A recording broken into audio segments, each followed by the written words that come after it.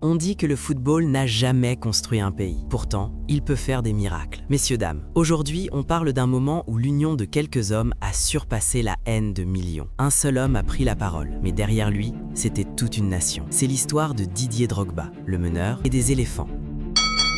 Octobre 2005.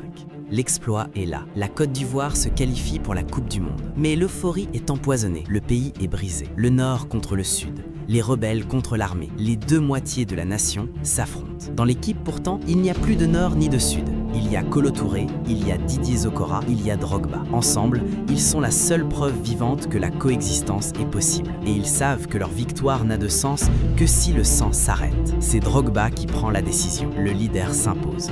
Il exige une caméra. Il exige que le monde regarde. Le silence tombe sur le vestiaire. Il rassemble ses coéquipiers. Des hommes venus de toutes les factions. Les champions se mettent à genoux, tous. Ce n'est pas un acte de dévotion, c'est un acte de guerre symbolique contre la haine. Le capitaine prend la parole, porté par le poids de ses frères d'armes. Son message n'est pas individuel, il est le porte-voix de toute l'équipe nationale. Ce qu'ils disent traverse l'écran.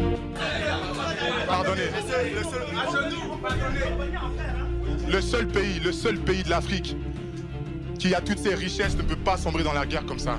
S'il vous plaît, déposez tous les armes. Faites les élections, organisez les élections et tout ira du mieux.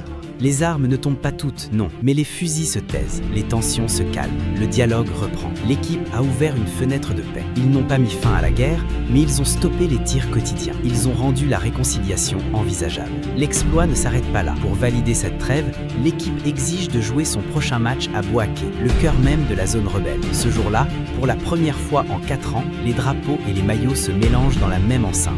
L'espace d'un après-midi, le football a forcé la nation à se souvenir qu'elle était une. Drogba et les éléphants ont utilisé leur célébrité, non pas pour fuir la guerre, mais pour la regarder en face. Ils ont prouvé que la vraie victoire se gagne sur le terrain et dans les cœurs.